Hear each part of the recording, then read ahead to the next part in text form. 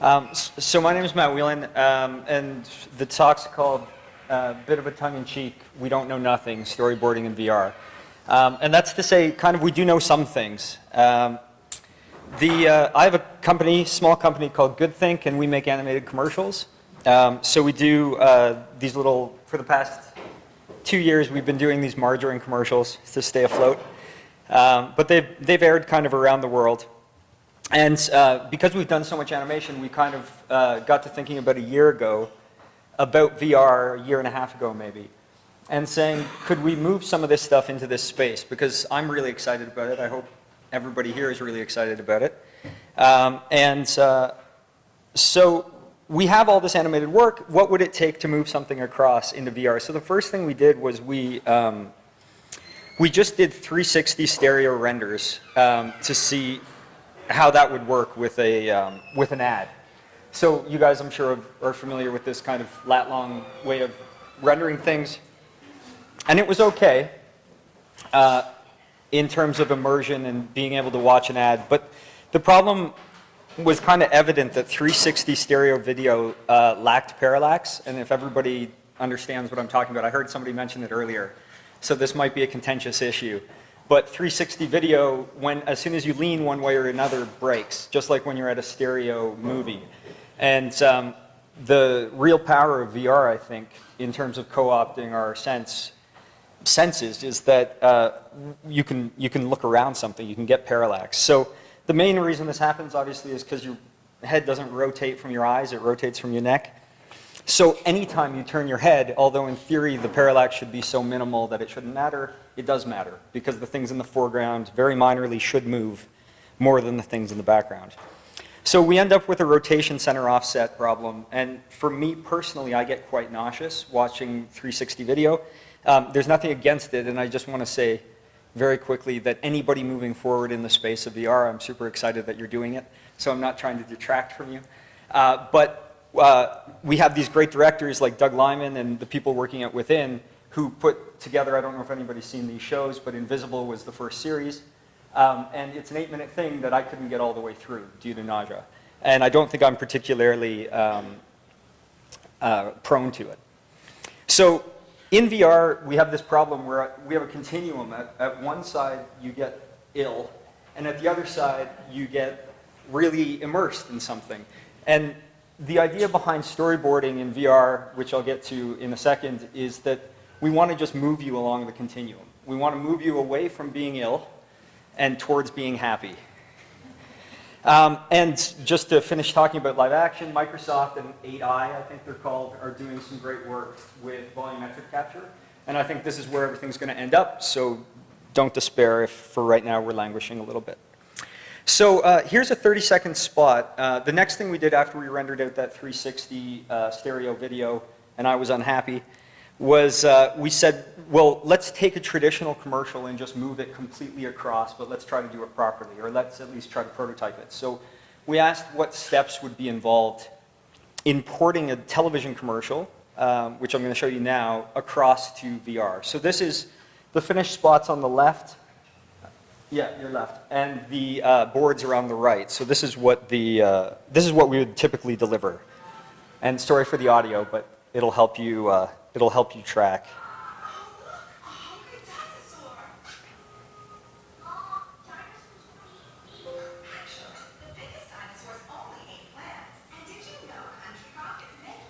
What?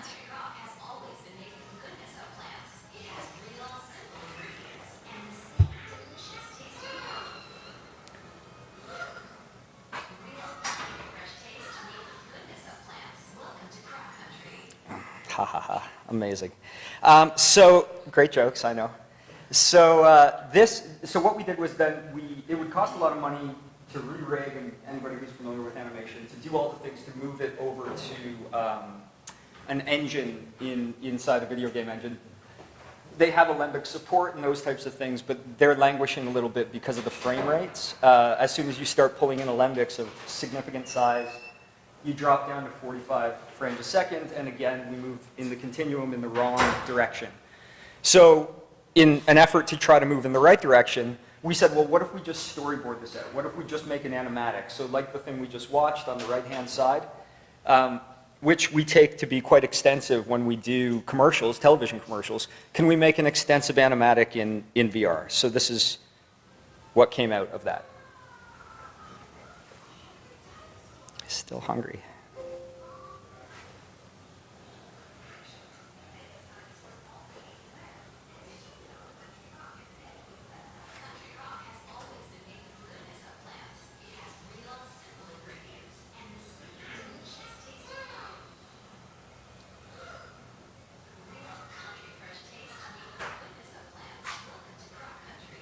So I would be the first to say that this isn't necessarily the best written commercial. And it's potentially, definitely not the best written commercial for VR. But in order to, whenever I talk to companies about advertising, agencies about advertising in VR, they say, well, what do you mean? And I think that what we needed to do was make a one-to-one correlation between what people knew and what we're trying to get people to understand.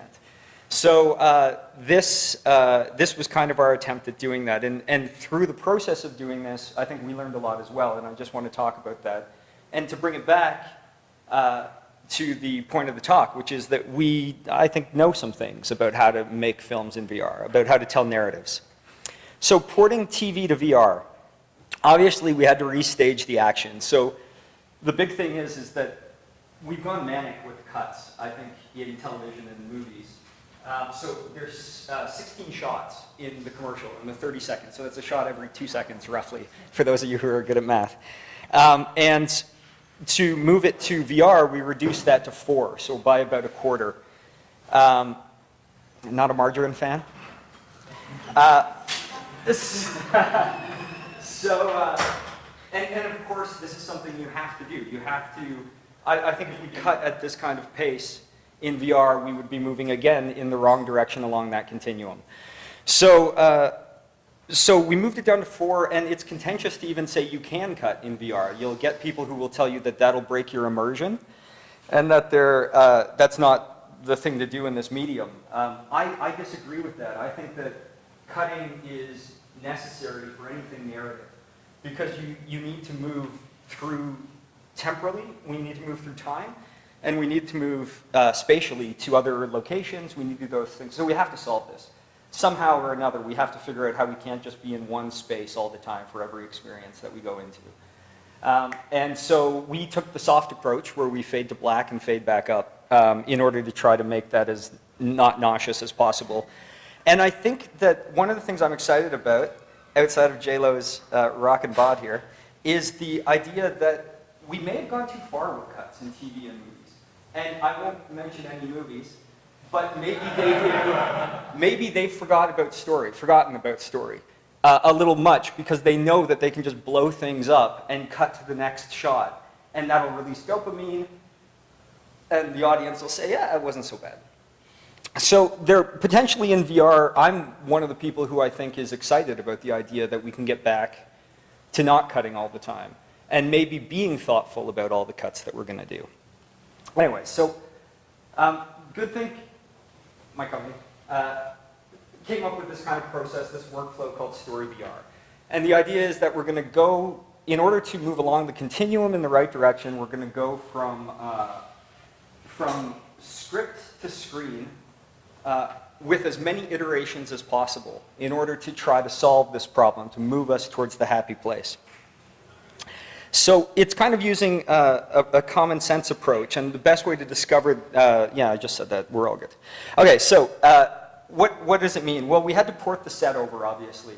And we did quite a big deal with the set because we had it in animation anyways. We had all the textures, so we moved it over fully. It took, a week of time. And we had to restage the commercial, as I already talked about, with the 4 shots instead of 16. And we had to learn a new way to board. But it wasn't that bad. It was surprisingly familiar. We just had to go a little bit more orthographic. So for any of you who draw in this room or who have done storyboards, it just means you're dealing with things from head to toe and making it a little flatter. And when you, so redraw the boards, edit in your favorite NLE. So nonlinear editor. The idea here is that we're allowing storyboard artists to continue to work in the in the programs to which they are accustomed. And when I say we programmed, I didn't program much of it. Io Burgess and Rob Dolores are two really smart guys who, if you ever need some help, go talk to them. So NLE is a nonlinear editor, whether it's Final Cut Pro or in here, Premiere Pro. You can edit out your drawings, you can watch your story, you can know what you're making. And then we just push it over to, in this case, Unreal Engine sequencer, but there's no reason it couldn't be Unity's director or any other software that gets you into a video game style environment, an engine environment, or Google Spotlight maybe, which will be available soon, I think.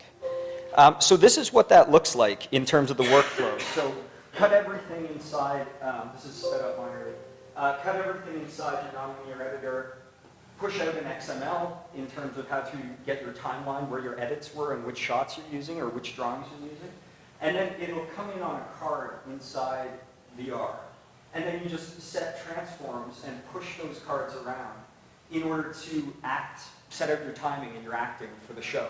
So you can imagine then being in your first person situation where you're the viewer as you get these things out, and your actors are performing around you in a way that is a very quick prototype. And this took about 2 hours. The whole process to move something from a television commercial into VR took about 2 days to do the redrawing situation. So that's 30 seconds, it's not very long. And about a week to do the set itself. But you can imagine a huge economy in being able to prototype at this type of pace in comparison to having to make rigs, to animate, to do all these what traditionally would be called layout, in order to find out whether your show is working or not. So I'd like to think we don't know nothing.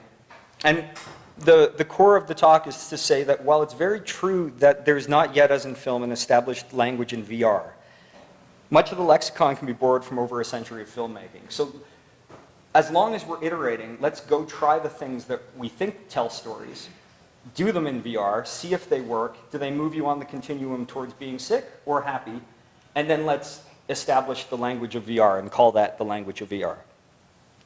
So comparing visual language, I'm a little behind here, so I'm going to have to rush through this. But the question is, what do we lose when telling stories in VR? What do we gain and what translates? So we have a huge amount of films now to look at in VR. How many people here own a Vive or a Rift? How many have access to one?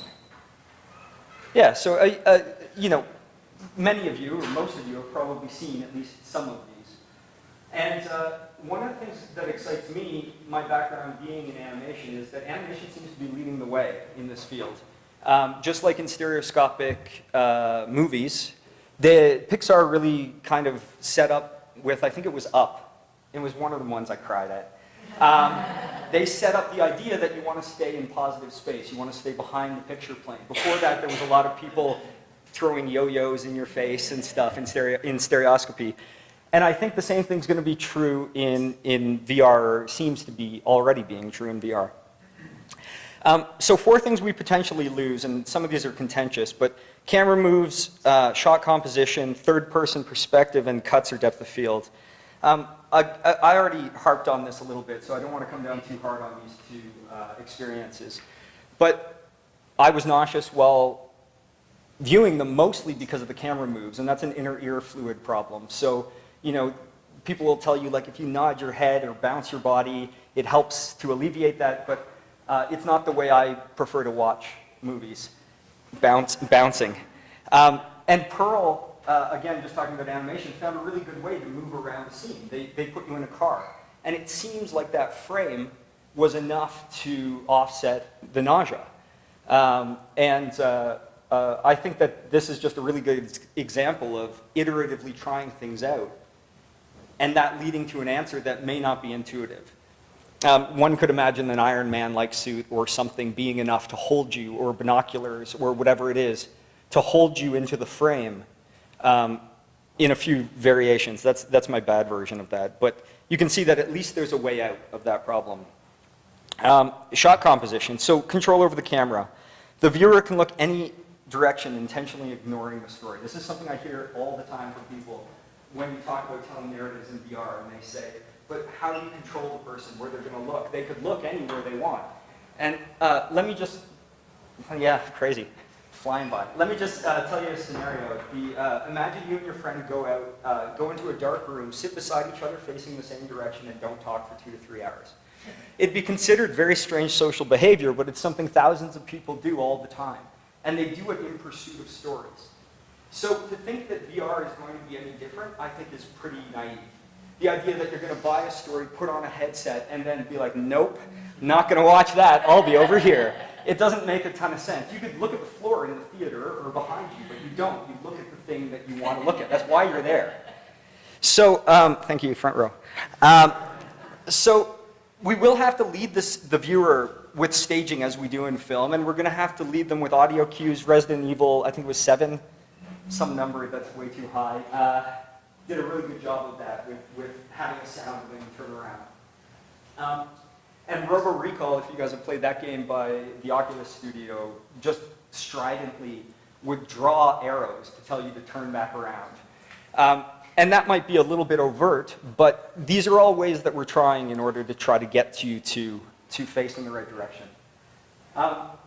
There's a play called Sleep No More at the McKittrick Hotel in New York, and if anybody has a chance to get out to see it, it's been playing for 5 or 6 years, I suggest you do it. You're literally running around a 4-story building in the meatpacking district, trying to figure out what the hell is going on, and you're the audience in those masks, and the actors are just performing, and they're on a loop. It's a really neat experience, and I think it kind of feeds into our predatory desire to follow things and see if we can catch the story. And this might be something that translates into VR. There's no other point to that except that I thought that was a really cool show. So you're locked into the first-person perspective, and this limits how we can depict stories. There's no more sexy CG shots for David Fincher. This makes it more akin to a stage play. Again, I think you can lament it, or you can say we have some examples. We know some things about stage plays and how to stage things, lighting cues. And these are the things that you can draw upon in order to move forward in this medium. No cuts or depth of field. So I'd fight the conventional wisdom on the cuts, which I already explained. And the quick question is, what do we gain in VR? Well, we can deliver more emotional impact. And obviously that's tendentious. It's self-serving of me to say that you get more emotion out of VR, because I want it to be more emotional. But I don't think it's unfounded. So film co-ops your sight and your hearing. And VR co-ops your spatial awareness. So 3 major senses that we use to evolve on the savannah in order to not be eaten and enable us to eat are being co-opted in order to tell you these stories. And at GoodTH.Inc, our kind of catchphrase, which is a little bit ridiculous, but also might be somewhat true, and it sells well to the advertisers, is in film you watch stories, and in VR you make memories. And I think all of us have felt some of that in the experiences that we've gone into. I remember that big whale, and I remember the little gnome guy finally being my friend after I figured out what the point to the game was. Jon Favreau. So what translates? And unfortunately, I'm really out of time, so I'm going to go through these super quick. But things like blocking, so people walking into the foreground and being larger than the people in the background. That's something Kubrick uses here in Dr. Strangelove, and I'll see if I can fast forward. But you can see people, the Russians talking about the bomb, and he walks into the foreground and he gets big because he's winning the fight. And then our defense minister walks up and they fight, and now they're on the same level. And then he says, but you haven't heard the story of G, and he walks into the foreground, and the whole world's going to be destroyed. And then the president comes and joins, and they have a discussion, and by the end of it, our minister of defense falls down, and he's obviously the person who lost the fight. It's comedy, people, it's okay. But the ability to just one-to-one staging and blocking make people bigger and smaller as they come towards you and away from you is one way to translate what we already know in film into VR. Repetition, Pan's Labyrinth. Anybody see this film?